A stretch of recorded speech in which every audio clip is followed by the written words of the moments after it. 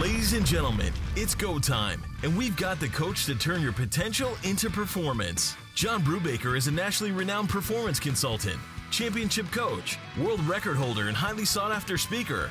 More importantly, Coach Bru is a husband and father. He has earned his place as an award-winning author of 3 books on leadership performance, and his book Seeds of Success is in the process of becoming a major motion picture. John and his books have been featured on NBC News, Forbes, ESPN Radio, The Huffington Post, and Entrepreneur Magazine.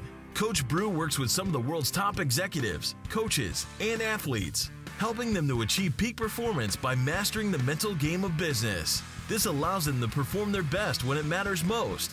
John's clients include corporations, associations, universities, nonprofits, and top-performing entrepreneurs.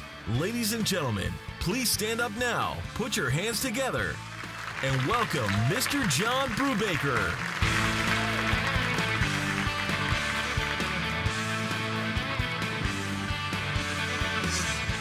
Nashville, clap your hands once if you can hear me. Twice. 3 times. Hey, I'm fired up to be here with you. I can't talk to you about finding your fire without finding my fire. So I'm going to give you a couple strategies today that you can use immediately when you get back in the weight room with your athletes and coaches. That's my goal for you. 3 to 5 ideas that you can use right away. I'm not big on theory. You've probably gotten a lot of theory while you're here. I'm big on practical application, stuff you can use. And the best way I can probably share a lot of that with you is by sharing my notes with you after the presentation. So if you take out your smartphones right now, text 22828, 22828, and you're just going to text Coach Bru.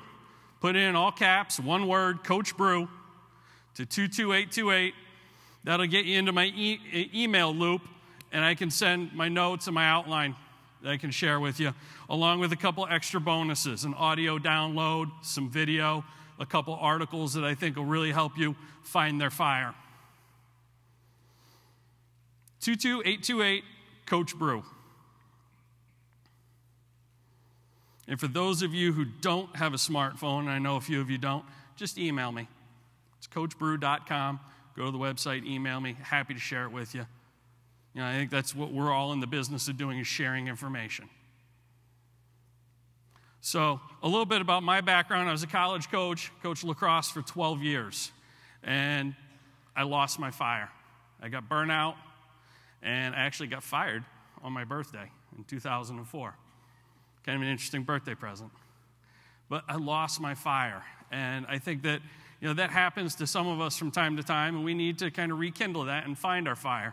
And there's only one instance where I've ever known, recorded ever in history, where a fire has kind of kindled and stoked itself without any human work in terms of tending to it. I grew up in a little town in central Pennsylvania, Chambersburg, Pennsylvania.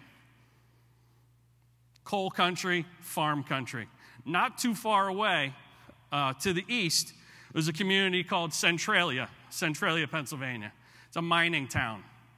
And they had a landfill on the edge of town just a little ways away from one of their mines in 1950.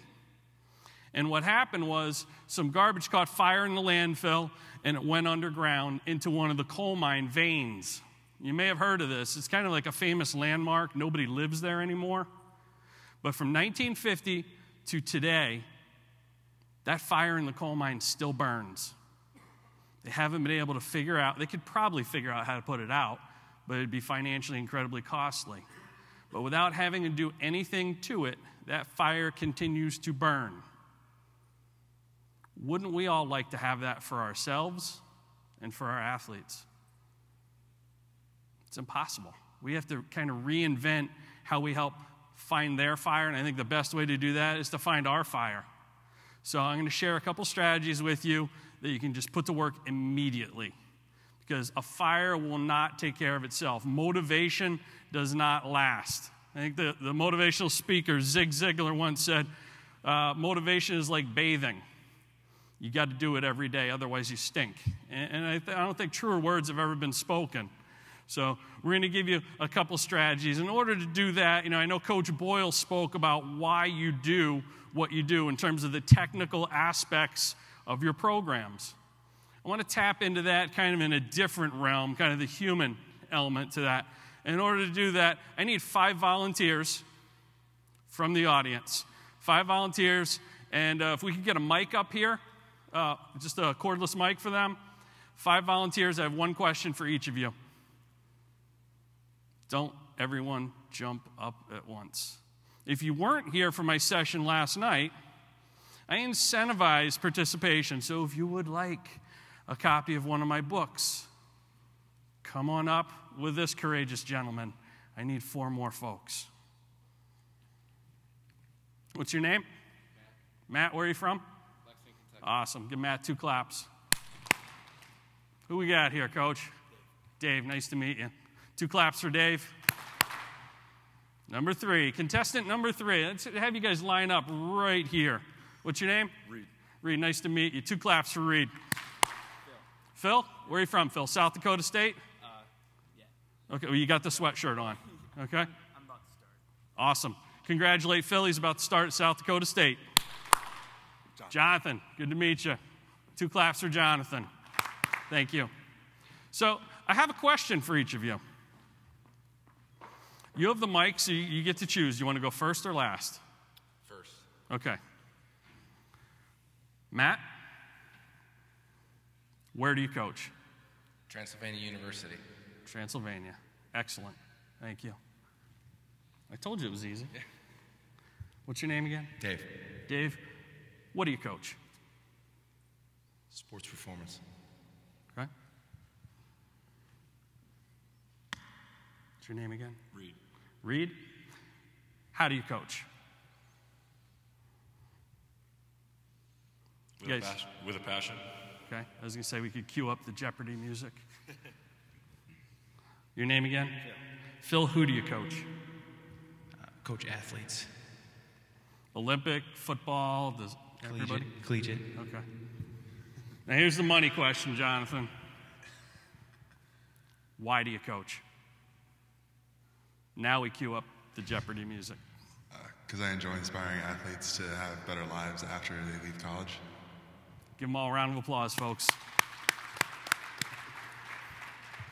So we have some fabulous parting gifts for you, gentlemen. Take your pick. There you go. So the point of that exercise is, I think it's pretty easy to answer the first 4 questions. Jonathan, being the scholar that he is, got the tough question.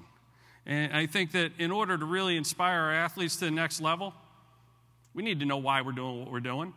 We also, more importantly, need to know why they play.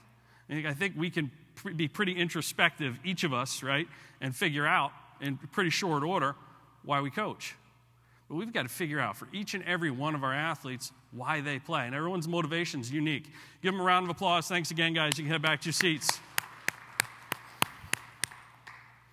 That is the magic question of why they compete. And I think that when you know your why, you can persevere better through adversity, through fatigue, exhaustion, stress.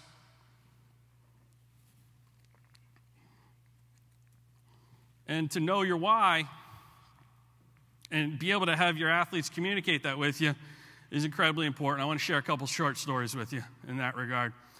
In 2002, I was selected to coach the Czech Republic national team in the World Games for men's lacrosse.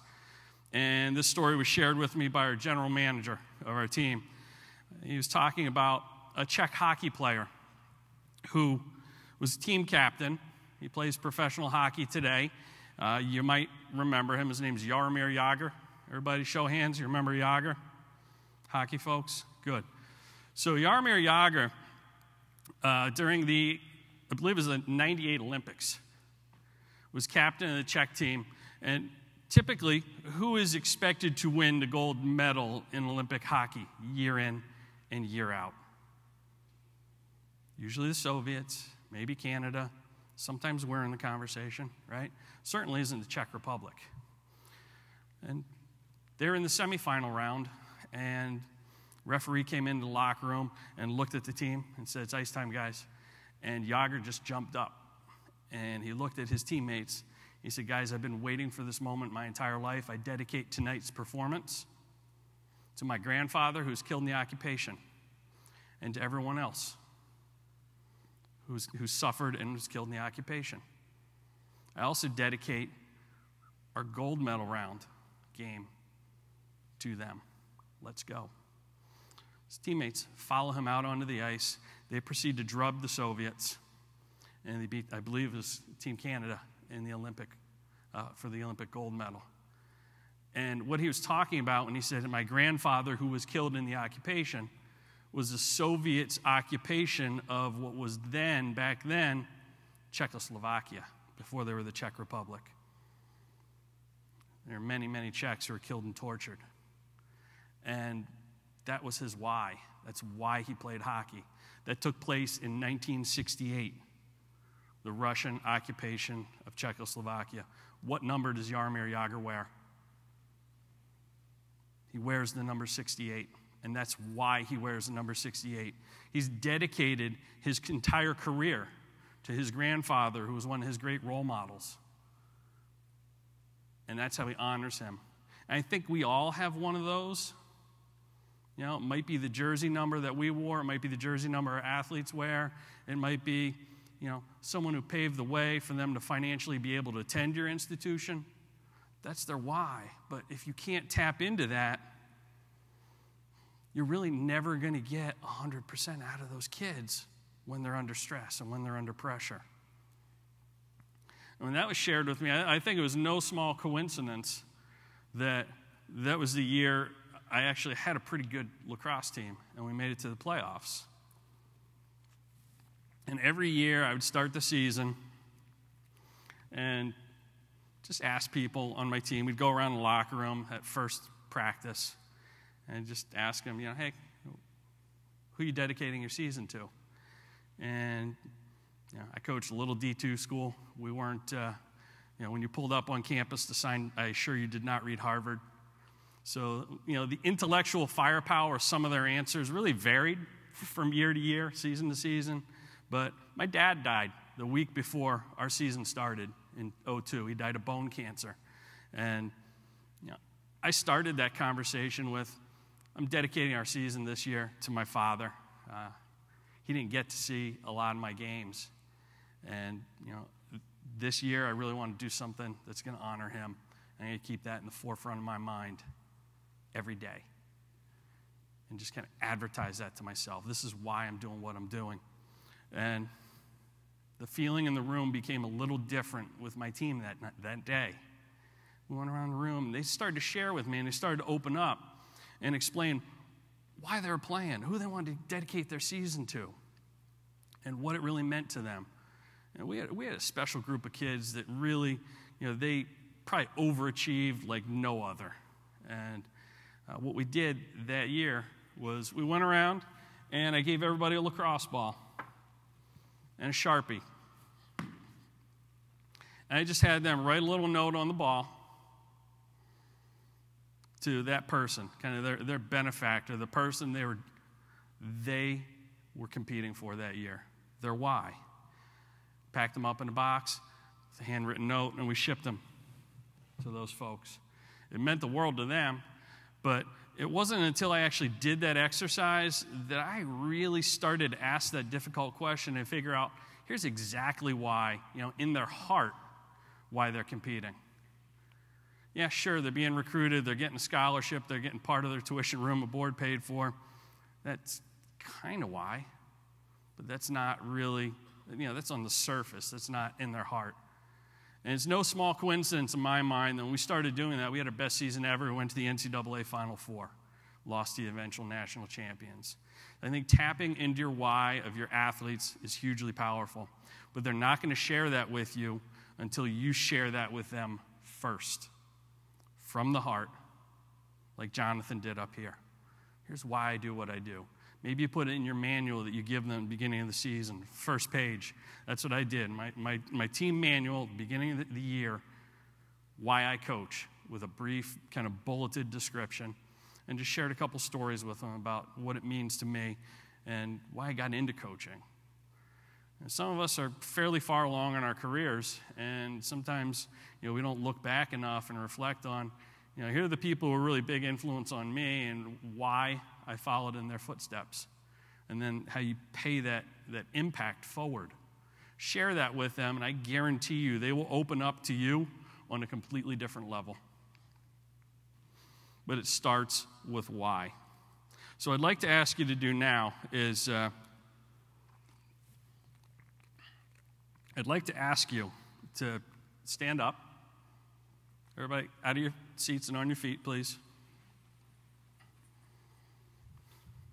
And the whole concept of why taps into our mindset. My background, my doctoral course works in sports psychology, so my background really is sort of the power of the mind and what that does for us in terms of fueling the physical elements of our performance. So what I'd like everyone to do is just take your right arm, put it over your head, raise it as high as you can. Just do your best to raise it as high as you can, okay? Now what I'd like you to do is raise it a little higher. Take a look around the room. We have a problem. Take a look around. Okay, have a seat. Somebody tell me what my instructions were, my first set of instructions. Raise it as high as you can, right? And then what happened?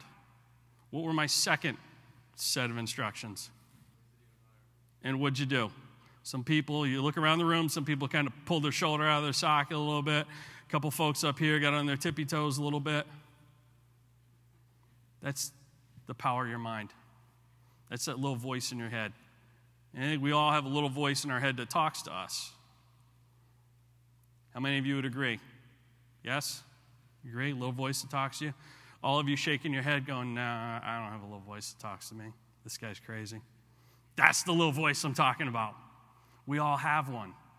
And all of our athletes have one too that says, we're going to give this much. Okay? We're going to go until it gets uncomfortable. And then when you're asked specifically to do a little more, your athletes are asked to do a little more, all of a sudden they start to get a little more comfortable with being uncomfortable. They stretch their resources. They find a way, right? This plays out not just on the athletic field. This is grounded in research. It plays out in corporate America. It plays out with nonprofit organizations year in and year out. There's a nonprofit organization that took their donors at the end of an annual campaign, and they asked them, they said, we're gonna split our donors in half. 100 of you over here, so kind of like this side of the room. Here are 100 of our donors, and there's 100 over here. So for this group, we're going to ask them to do their best to give a little more. We're going to send them an appeal letter to give a little more than they gave the year before because we have loftier goals. The economy's hit us. We have greater expenses. We need more of their help. And then they took this group and they said to them, really appreciate your generosity. You've been very helpful for us in years past. This year, more so than any others, we really need your help at a whole different level. We need you to give 10% more than you gave last year. So there's do your best, and there's 10% more. What do you think happened when their campaign ended and the money came rolling in, the checks came rolling in? Do your best, 10% more.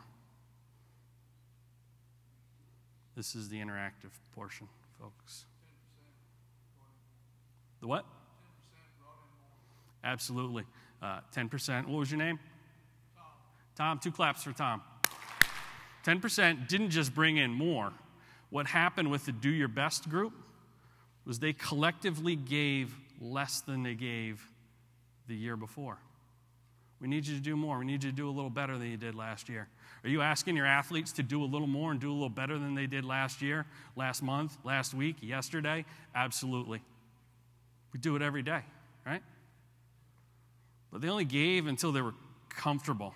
They didn't stretch themselves. They didn't remove something else from their budget to give a little more. They gave just kind of when they were comfortable. The group that was asked to give 10% more, guess how much more they gave? 18% more. They're asked for 10, they gave 18.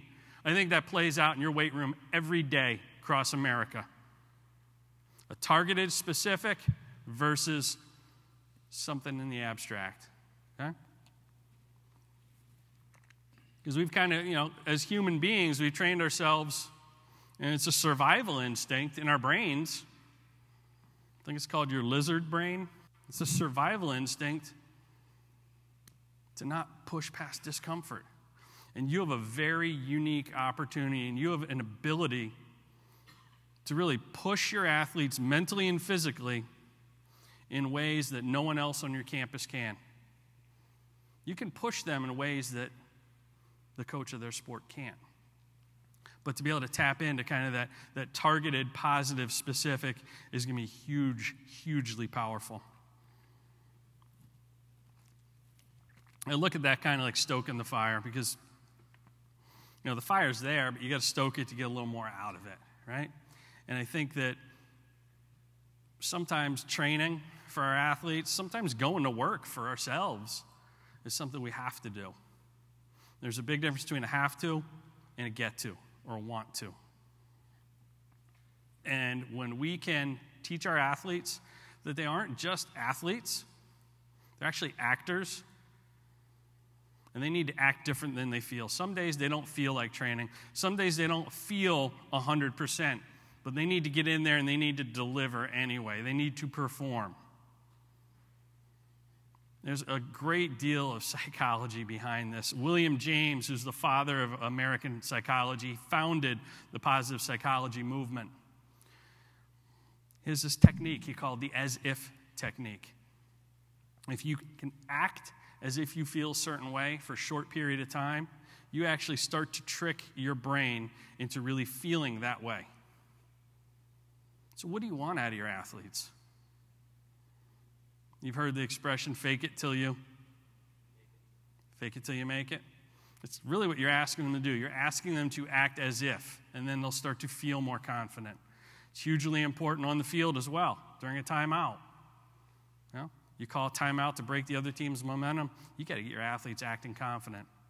They're not performing well in the weight room, you may call a timeout with that one particular athlete, get them acting different than they feel. Confidence is contagious. Confidence is hugely contagious.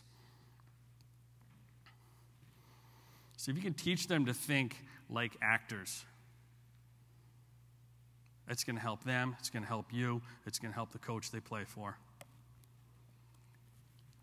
And we can be trained to do that. We can be trained to do anything. You guys believe that, right? Because it's contagious. Okay. Can I get 3 volunteers, please? 3 volunteers? You 3 had your hand up right here. Can you come on up?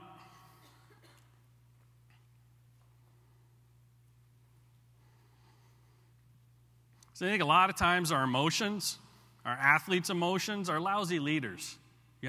We feel a certain way and we let our feelings dictate our behavior. We have to kind of unplug from our feelings.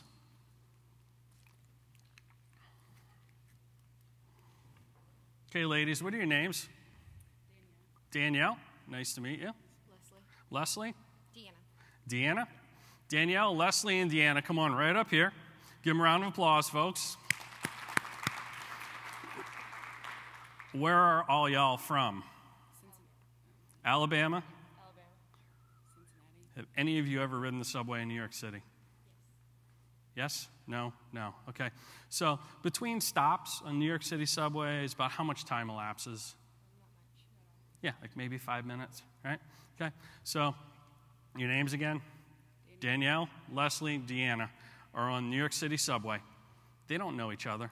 They never met. They just happen to be standing next to each other. Ready? Right here. Hold on. Okay? They're standing next to each other. They got on the same stop, and they're each riding 2, 3 stops. Here's what happens. Within the first 5 minutes that they're on the subway, their heart rates start to synchronize.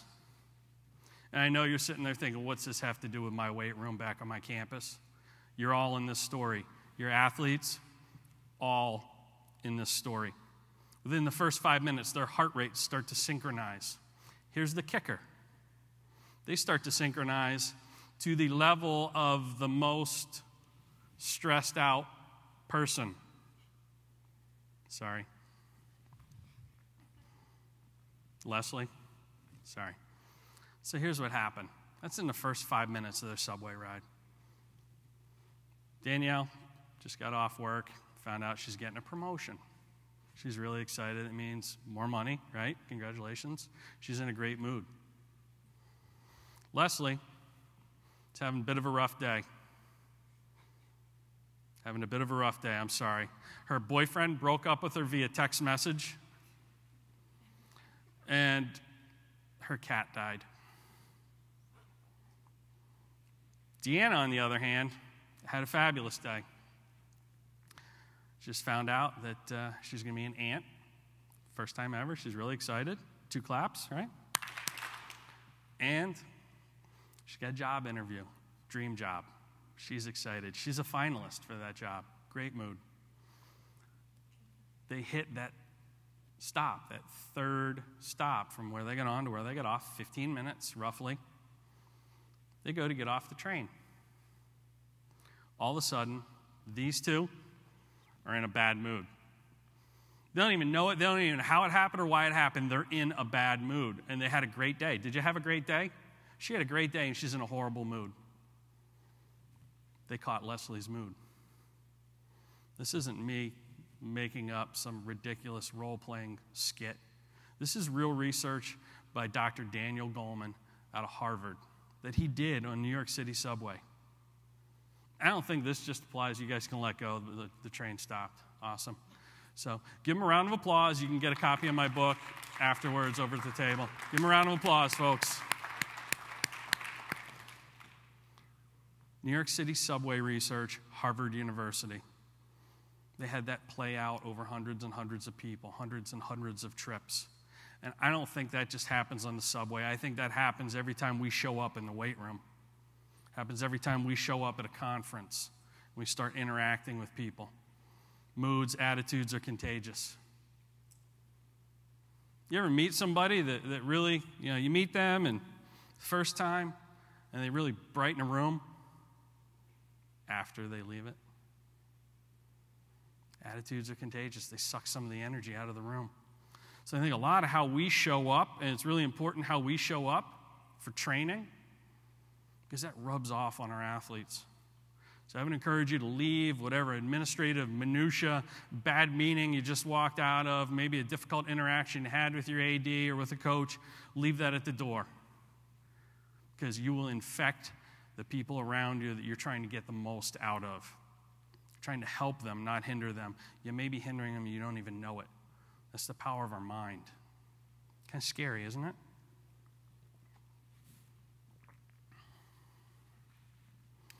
I think there's a way we can do that. There's a way we can do that, and there's a way that we can help some of our athletes who maybe feel like they had a Leslie kind of day, so to speak. Quick check-ins. And maybe some of you already do this. So what I ask you to do is I encourage you to take back home with you and apply. Because all the notes, all the knowledge, all the stuff, all the theory that you get here, useless if you don't take it home and apply it. K minus A equals 0. Knowledge minus action equals nothing. So I'm just going to ask you, how do you feel today? On a scale of 0 to 5. Give me a fist if you feel really lousy, you wish you would have stayed in bed, or I'm boring you to tears. And give me a 5 if you feel awesome, or anything in between. Just a quick check-in, right? Excellent. Thank you. You can put your hands down. 2 seconds. You can get a read on the room. I saw some 3s, 4s, a couple of 5s, a couple 1s and 2s. Right? You can do that with your athletes as soon as they walk in your weight room. And here's the magic of that. Here's the magic of that, because we know the negative outweighs the positive. She was outnumbered up here. She was outnumbered on that train. In that research study, all those hundreds of people outnumbered, and the negative infected the positive. So here's what you can do to combat that. You get a quick check-in in your athletes. You see a lot of 4s and 5s. And you see someone who gives you a 1 or a 0. Now all of a sudden you know what you're dealing with right away. But you want to have them lined up in a way so that they're not looking at each other. Oh, he gave me a 5. Yeah, I better flash a 5 to coach. Have them positioned in such a way they're not looking at each other. They're just looking at you. And you get an accurate reading. But if someone gives you a 0 or 1, aren't you going to address them? Aren't you going to treat them a little differently than the 4s and the 5s? Because you want to bring that 0 or 1 up to a 3, 4, right? You don't necessarily want them infecting the 5s because attitudes are contagious. But invest a little more time with that person, right? Try and snap them out of that. Get them in a positive mindset. Change their perspective. Ask them to act differently than they feel. We've got to act different than we feel. Here's the amazing thing about confidence. It's choice. It's behavior. You can be trained to do it. You can act confident, whether you feel it or not. And here's why this is so important, and it relates to these check-ins that we can do, okay? There's a study out of Carnegie Mellon University a couple of years ago. What they did is they took a group of people, and they said, we're going to financially incentivize you if you can guess the weight of this group of people over here. You don't have to just randomly guess. We've given you a panel of experts, and you can buy some of their expertise. You can buy some of their expertise. So they gave them cash. And these experts didn't have any data. They didn't actually know the weight. They didn't have any advanced knowledge of the people that the subjects that this group were supposed to guess their weight. All they had was body language. They were instructed to just act confident or act very meek and insecure. Here's the thing. None of them are armed with any information about those people's weight. But wouldn't you know, the people who were asked to guess were willing to shell out and pay a lot more money and went to the most confident acting people on that panel. I think that plays out every day in our weight room too, right? Confidence pays off. There's a financial payout or a performance, in your world, a performance payout for confidence, right? Turn your athletes into good actors. You will be rewarded financially. It's contagious. A lot of how that's contagious is how we talk to ourselves and the things we tell ourselves. And our athletes, you know, there's a lot of self-talk going on in their head. You know they have some inner critics. There's some exercises they're good at, some exercises they aren't so good at. They have strengths and weaknesses. We all do, right? So when they go to address the bar and they're about to perform an exercise they don't feel real comfortable or confident with, or maybe their numbers have been lagging or just kind of hit a plateau, what do you think they're saying to themselves most of the time? I think we've all been there, right? We've all been there. So how we talk to ourselves is hugely important. Anybody remember the World Series between the Mets and the Red Sox? Sorry, Boston fans. 1986, October 25th. Red Sox were winning 5-3 in the 10th inning. Mets get 3 singles, bases are loaded. Mookie Wilson comes up to bat. What happens next? Bill Buckner, right? Mookie Wilson hits a slow roller up the first baseline. Bill Buckner's right there. You know, we're about to win the game here, right? Rolls right between his legs. Winning run scores, 10th inning. It's kind of, they hadn't been to the World Series since 1918. Bill Buckner went into hiding after that. Remember that? What people don't remember is that on a couple weeks earlier, before the 25th, on October 9th, Bill Buckner did an obscure radio interview with a reporter.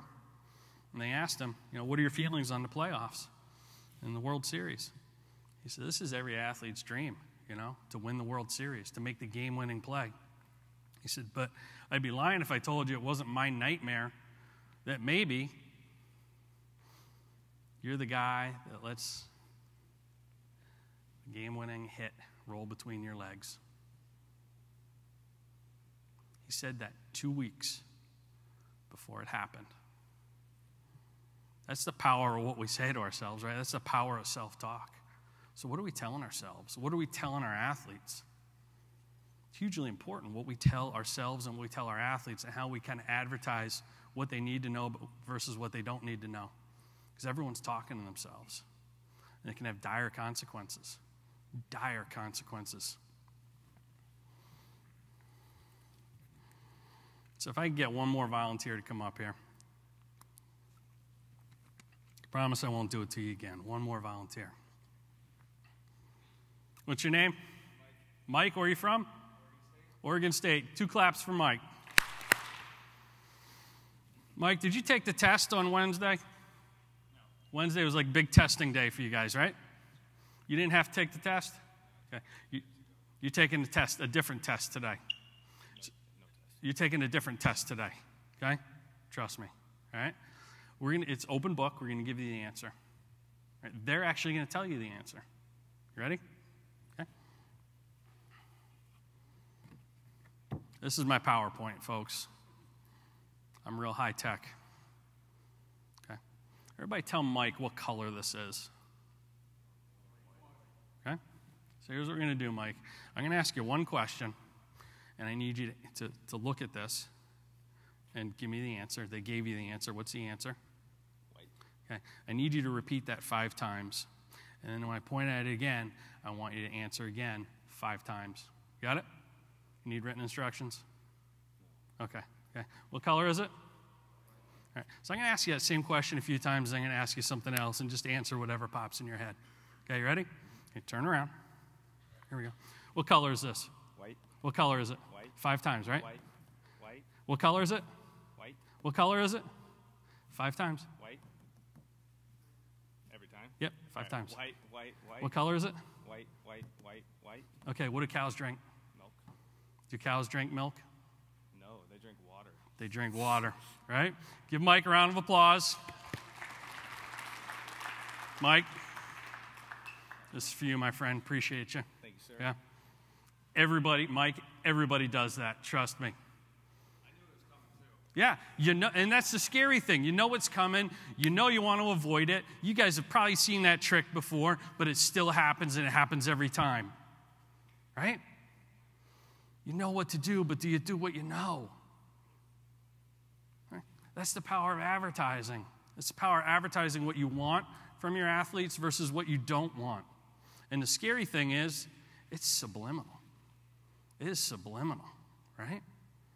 So how are you advertising? And I don't just mean like a little motivational sign when they walk in the door, but I mean in a subtle kind of subliminal way to your athletes. How are you advertising what you want from them versus what you don't want from them? There's a big difference, what you want from them versus what you don't, because their mind's processing it. They're reading you like a book. They're reading you like a book every day. It's a subtle little thing. Here's how important advertising is.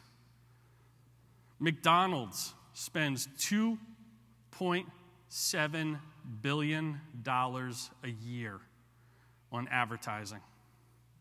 Why?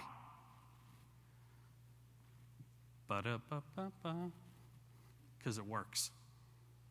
It works for them to the tune of $27.5 billion with a B dollars in annual revenue. Pretty good return? Yeah, we'd all love to get that return. I don't think your TIA craft retirement gets you that, right?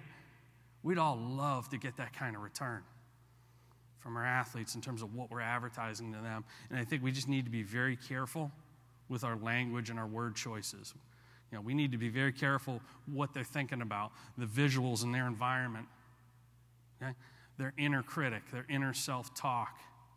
But also, we need to be real careful with our language. You know, our words are like fire. They have the ability to heal or to harm.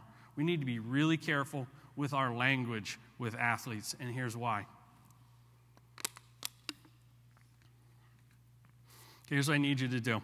I need everybody to sit up straight in your chairs, okay? Feet on the floor, hands in your lap, okay? Give me just a couple seconds of your undivided attention. Close your eyes. Joe, close your eyes. Thank you. Don't think of a white bear. Don't think of a white bear. Okay, snap out of it. What do we think about? A white bear, right? Is there anybody who didn't at all have that image of a white bear flash through your mind? Even just for a split second, right? So this is some research by an American psychologist named Wegner. And what Wegner did is he took a group of subjects, put them in a room, 0 distractions, piece of paper and a pen. And he just wanted to write down them to write down their thoughts for 30 minutes. And he gave them a set of instructions. No distractions in your environment. Here's paper, here's a pen. All I want you to do is capture your thoughts on paper.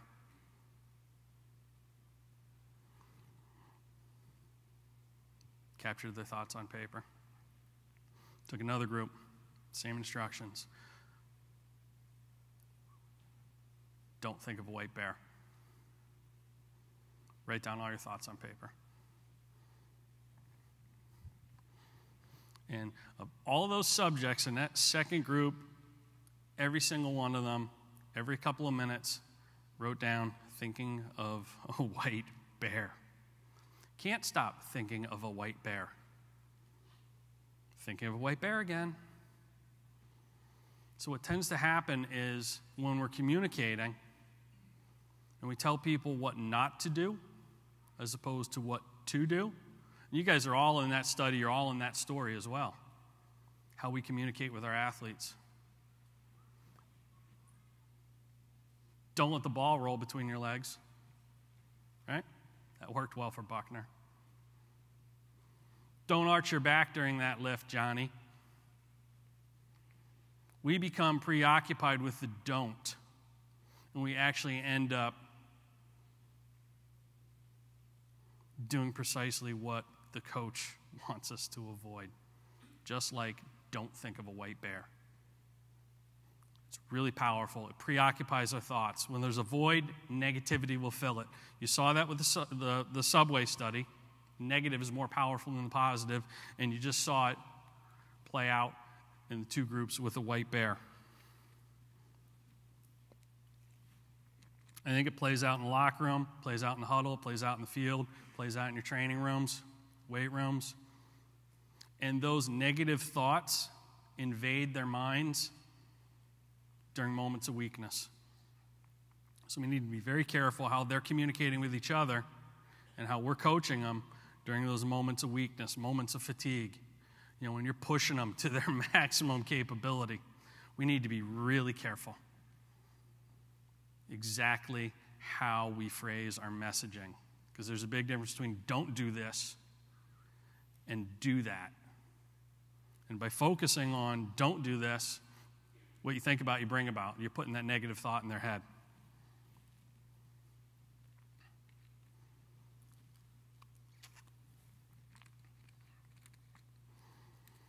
So, I think one way that you can help your athletes, and this is a practical skill, it'll take but a minute for you to execute.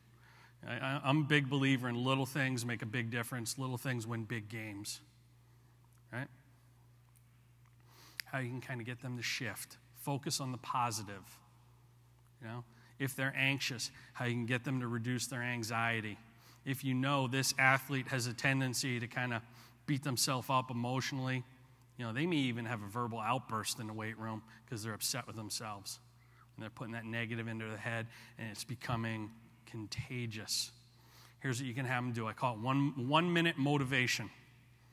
So please write this down. 5, on the next line, 15, on the following line, 20, and then the fourth line, 15 again, and then the fifth line of your paper, 5. 5, 15, 20, 15, 5.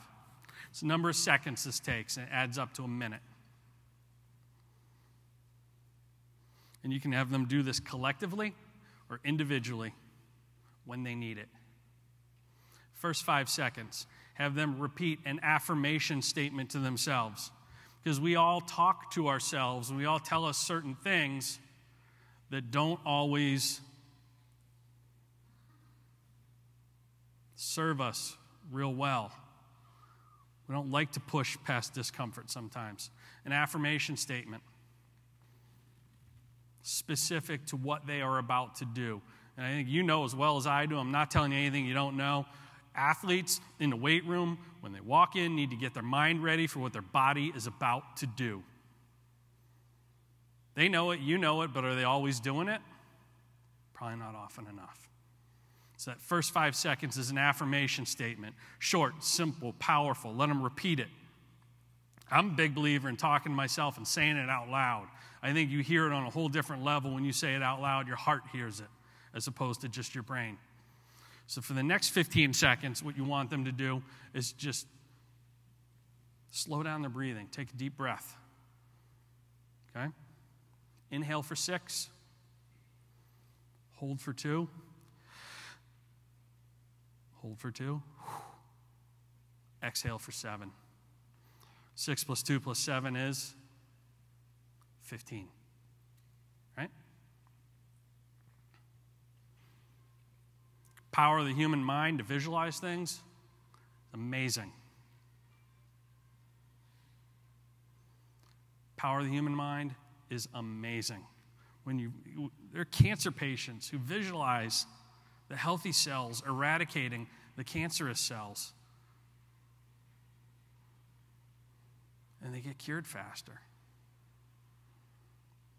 And if visualization can help cure cancer, that alone doesn't cure cancer, but if it can help us in everything we do, everything our athletes do.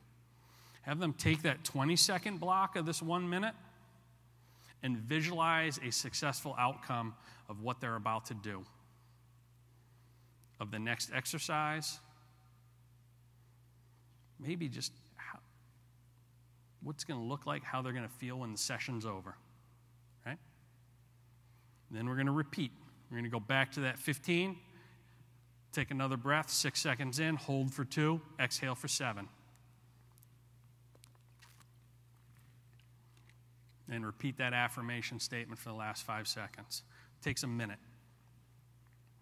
And if you can take an athlete whose mind isn't right when they arrive and when they check in with you and you see this or this instead of this or this, and you just give them a minute to check themselves before they wreck themselves.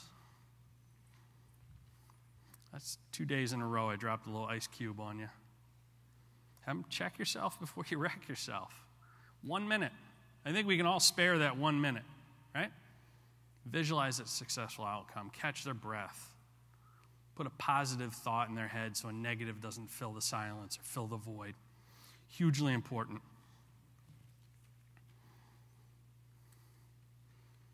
Does that sound like something, actionable strategy everyone can use? Absolutely. I'm a big believer, again, little things win big games. Two most important times for me as a coach always were on game day. First 5 minutes of the game, last 5 minutes of the game.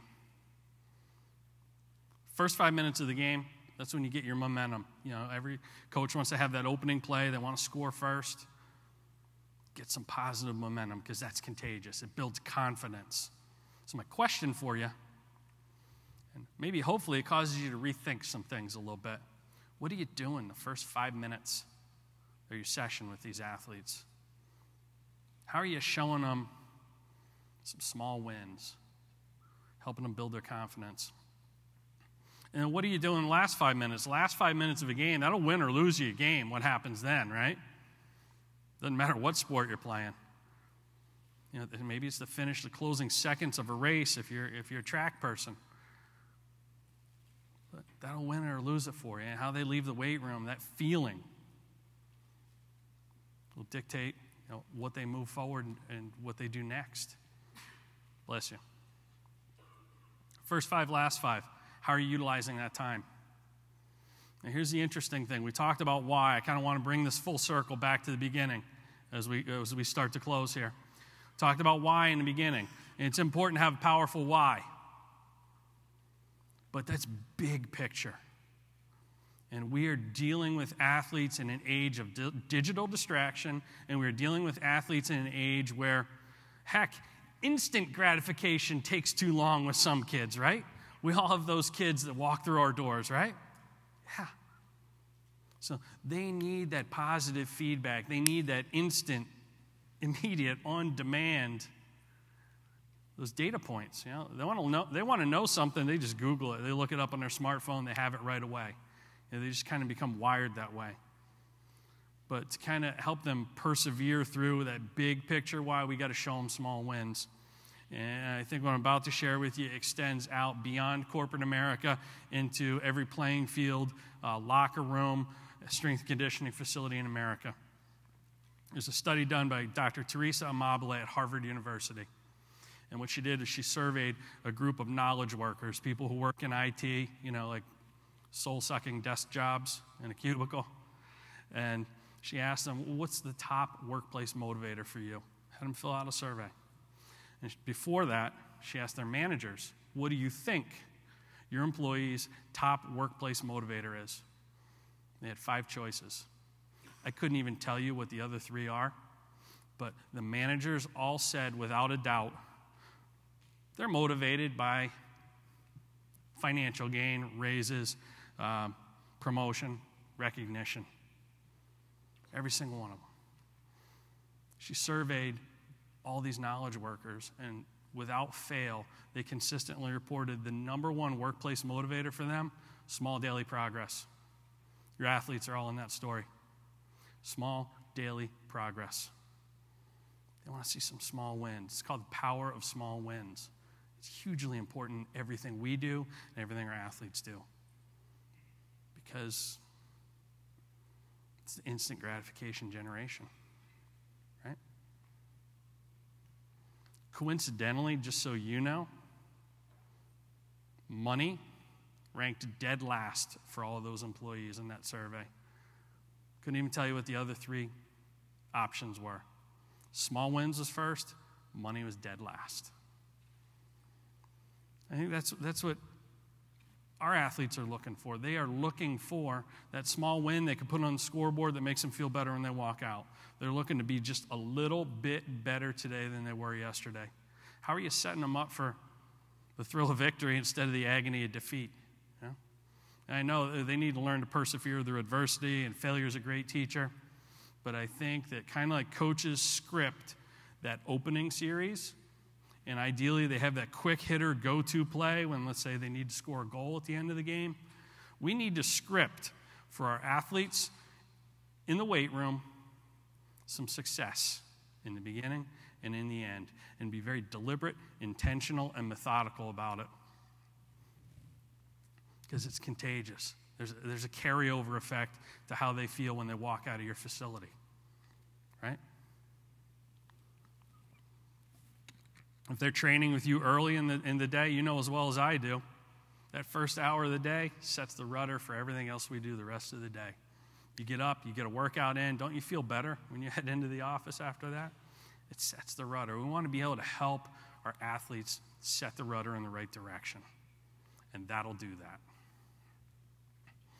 So as we close this out, I think that one of the best ways that we can remember is some of the coaching points I shared with you. Acting as if, you know, that 1-minute motivation, breathing, and making a commitment to do some of this stuff is to bring Josh, my friend Josh from Cal, up here. And Actually, Josh, I am missing part of my prop. But we're going to improvise here, okay? We're going to see if this can work, all right? So what I've got is I think that the fundamentals of motivating the athlete, helping them find their fire, are a lot like the fundamentals of eating fire. So Josh is going to follow the fundamentals. Are you ready for this? Yeah. Absolutely. Follow the fundamentals and we won't get burned, okay? So you coachable? Yep. Can you remember 3 things? Hopefully. Okay. We're going to act different than we feel, right? Yep. Okay. We're going to remember to breathe deep. Okay? Just like when our athletes get stressed out and they take that 1 minute, take that breath, and then we're going to commit big. So here's all you got to do. I'm going to put a 1-foot flame and some lighter fluid on that. Okay. And you are going to follow the fundamentals and you won't get burned. The first thing you need to do is point your head straight up, lips towards the ceiling. Take a deep breath in, inhale, and you're going to hold it. And you are going to, let's get the mechanics of this right. Ready? You're just going to put that torch right in your mouth, close your lips on it, close your lips for 5 seconds. Don't breathe. Okay, open, release. It's that simple, okay? So what are the 3 things? Act different than we feel. Breathe in big, right? You got to hold it, though, okay? Because you don't want that going down in your lungs, right? And you're just going to commit to do it. 5 seconds, right? Now, this is challenge by choice. If you don't feel like doing this, you can opt out, and we can have somebody else do it, okay? You down with this? Feel like All right. Okay. So what are the 3 things again? Act big, breathe big, commit big. We got this. Ready? Now, in order for him to do this, he needs a little emotional support, people. Right? Ready? So let's get a clap going for him. Ready? Okay. Hold it out. Straight out.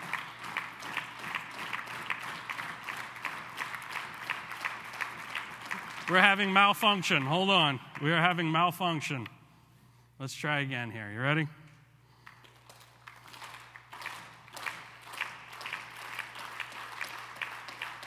All right, this isn't happening. You lucked out, Josh. This is not happening unless somebody has a lighter. But I don't think anyone in here wants to admit to having a lighter, do they? No?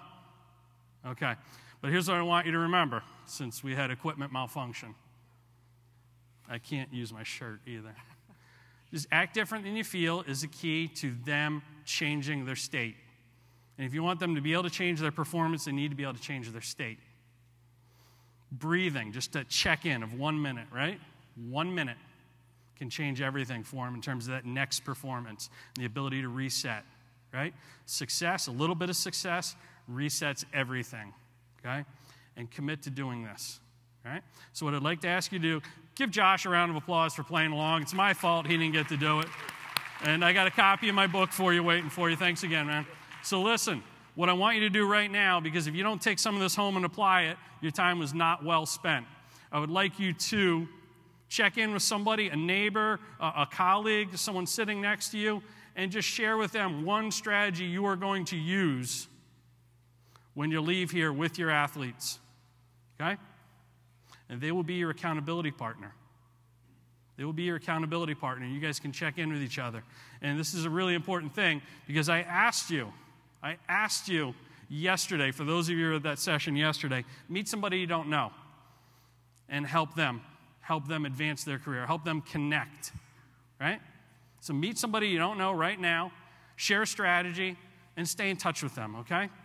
Real quick, 30 seconds, and then we'll bring it back, all right?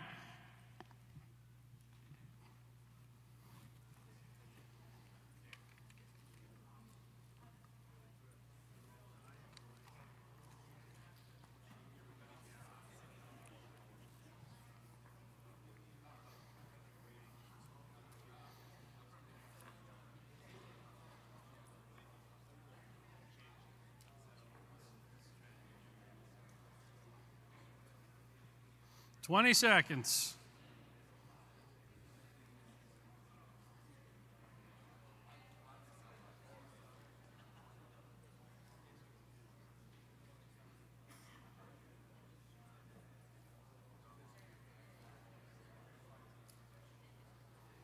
You guys already know each other, right? Okay. Okay, 10 seconds.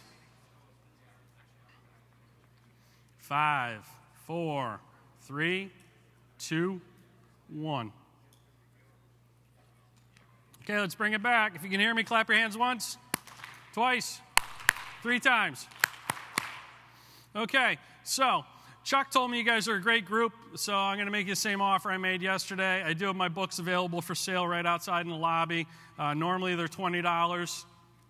They're going to be $15 each for you. And I'm a big believer in professional development. I think that, the quality of our life, the quality of our performance, the quality of our careers can be judged by 2 things: the people we meet and associate with, and the books we read. So I'm a big believer in that. For those of you that participated up here and I promised you a book, come back and see me. I got it for you. And again, I want to thank you. You've been an awesome group. You guys are my people. I'm kind of a recovering coach. I really have a deep appreciation and respect for what you do because unlike other coaches, you're in season year-round. You're in season year-round, and you have an ability to impact the athletes in a way that their coaches of their sport can't. So for that, I applaud you. Please give yourselves a round of applause. Thank you.